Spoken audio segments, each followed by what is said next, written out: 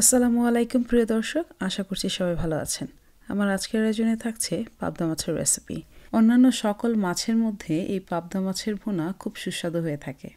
এখানে 8 পিস মাঝারি সাইজের পাবদা মাছ কেটে ধুয়ে পরিষ্কার করে নিয়েছি। একটি প্যানে 4 টেবিল চামচ সয়াবিন তেল নিয়ে নিয়েছি। তেল সামান্য গরম হলে তাতে একে একে অ্যাড করে দিচ্ছি হাফ টেবিল চামচ জিরা গুঁড়ো। এখানে পর্যাপ্ত পরিমাণে পেঁয়াজ কুচি অ্যাড করে দিচ্ছি, কারণ ভুনা বলতেই পেঁয়াজ। ভুনা খেতে হলে পেঁয়াজ একদম গলিয়ে ফেলতে হবে। সেজন্য যখন তেল দিবেন তখন পেঁয়াজের পরিমাণটা মাথায় রেখেই তেলটা দিতে হবে। তারপর দিচ্ছি স্বাদমতো লবণ, হাফ টেবিল চামচ হলুদ গুঁড়ো, হাফ টেবিল চামচ লাল মরিচের গুঁড়ো, মোটামুটি 1.5 টেবিল চামচের মতো ধনিয়ার গুঁড়ো অ্যাড করে দিয়ে পেঁয়াজের সাথে ভেজে নেব। গুঁড়ো মশলাগুলো কষানো হয়ে গেলে অ্যাড করে দিচ্ছি 3 টেবিল চামচ টমেটো পেস্ট অথবা টমেটো সস।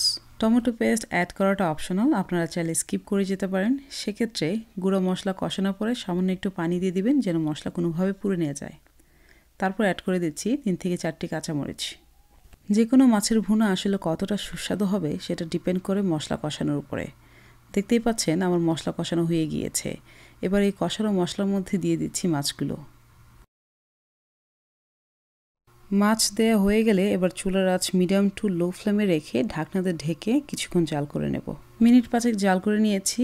এবার পাবদা মাছগুলোকে উল্টে দেব। এটা খুবই ক্রুশিয়াল একটি সময়। মাঝে মধ্যে এই সময় মাছ উল্টাতে গেলে মাছ ভেঙে যায়। সাবধানতা অবলম্বন করে মাছগুলোকে উল্টে দিয়েছি। এবার ঢাকনাতে ঢেকে এই পাশটা হওয়ার জন্য আরও কিছুক্ষণ জাল করে নেব। মশলা কষানোর পাশাপাশি মাছ কষানো হয়ে গিয়েছে। এবার মাছের ঝোল দেওয়ার জন্য পরিমাণ মতো পানি অ্যাড করে দিচ্ছি। এবেলাও মাছগুলো খুব হালকা হাতে নেড়ে দিতে হবে। আসলে পাবদা মাছ রান্নাটা মোটামুটি দক্ষ মানুষের কাজ, যেটা সব মানুষের হাতে সবসময় হয়ে ওঠে না। আরেকটি বিষয় লক্ষণীয়, সেটা হচ্ছে আপনার কড়াইতে বা প্যানে যদি মাছ লেগে যাওয়ার একটা সম্ভাবনা থাকে তবে সেই কড়াইটা অবশ্যই অ্যাভয়েড করবেন।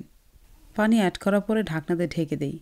ঝোল যতক্ষণ না আশানুরূপ ঘন হচ্ছে ততক্ষণ জাল করতে থাকি।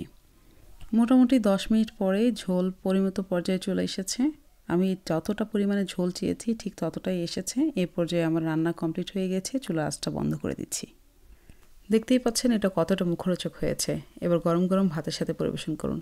সম্ভব হলে বাংলাদেশে যে মোটা চালের ভাত রয়েছে সেগুলোর সাথে খাবেন। এটা অনেক সুস্বাদু হয়। আজকের মতো বিদায় নিচ্ছি। দেখা হবে নতুন কোনো ভিডিওতে। ধন্যবাদ।